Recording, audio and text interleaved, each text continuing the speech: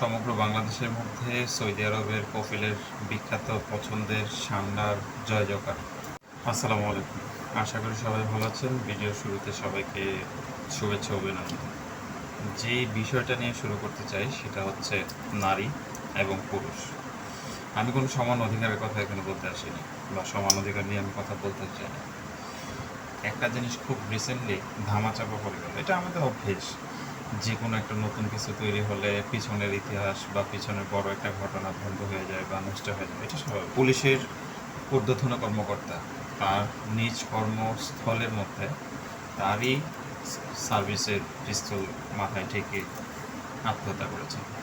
যে বিষয়টা এখানে কোট করা হয়েছিল, যেটা নিয়ে সমগ্র বাংলাদেশে তোলপাড় ছিল, সেটা হচ্ছে উনি একটা সুসাইড নোট লেখেছেন, যেটার মধ্যে স্পষ্ট লেখা ছিল যে উনি বউ এবং মা কাউকে খুশি করতে পারেননি বা সন্তুষ্ট করতে পারেননি, সেই জন্য উনি হয়তো ওনার জীবনটা দিয়ে দিয়েছেন।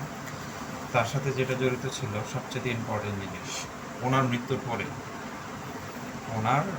পর ওনার যাবতীয় যত গয়নাগাটি যা ছিল সেই জিনিসগুলো যেন ওনার স্ত্রীকে দিয়ে দেয় এবং যত সম্পত্তি ছিল সবগুলো যেন তার মাকে দিয়ে দেয়।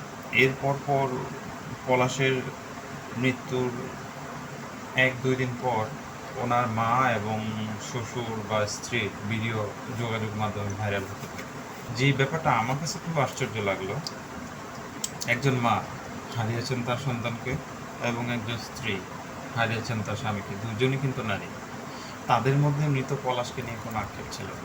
মৃত্যুর পরও কারো স্বামী, কারো সন্তান মৃত্যুর পরও তার প্রতি কোনো আফসোস না থেকে, পলাশের মাকে দেখলাম দিব্যি পাশে একজন মহিলা, উনি কথা বলতেছেন, থালা ভর্তি ভাত নিয়ে উনি খাচ্ছেন। এমন একটা সন্তান, এমন একটা ছেলে, আর আত্মহত্যা করে যিনি কিন্তু স্বাভাবিক বা সাধারণ কোনো ছেলে ছিলেন না। উনি ওনার সার্ভিস লাইফে, উনি ওনার জীবনে এরকম অজস্র আত্মহত্যা, অজস্র সুসাইড এবং অজস্র খুনের তদন্ত কিংবা লাশ চোখে দেখেছেন। সেই ব্যক্তি যখন নিজের পিস্তল দিয়ে নিজেকে গুলি করে হত্যা করেন, তখন বুঝতে হবে যে দুনিয়ার মধ্যে আসলে উনি থাকতে চাচ্ছেন না বা থেকে ওনার কোনো ফায়দা হচ্ছে না।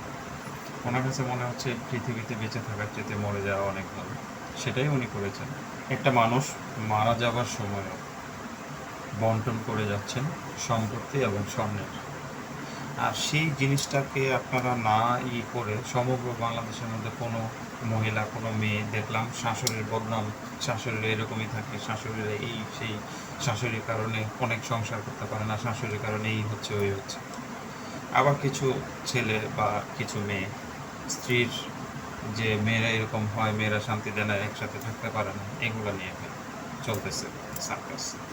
কিন্তু যার মধ্যে উনি পলাশ একজন ব্যক্তি, জলজান্ত একজন ব্যক্তি মারা গেলেন বা চলে গেলেন, চলে যাওয়ার সময় সম্পত্তি বন্টন করলেন,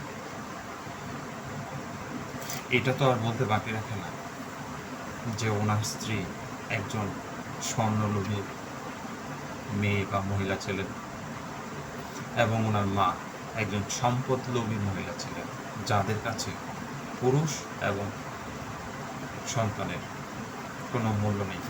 মৃত্যুর পর আর কিছুদিন পর গিয়ে দেখবেন তারা সেই বন্টন নিয়ে মহা খুশি, মাছ দিয়ে একটা পলাশ নাই, চলে গেল।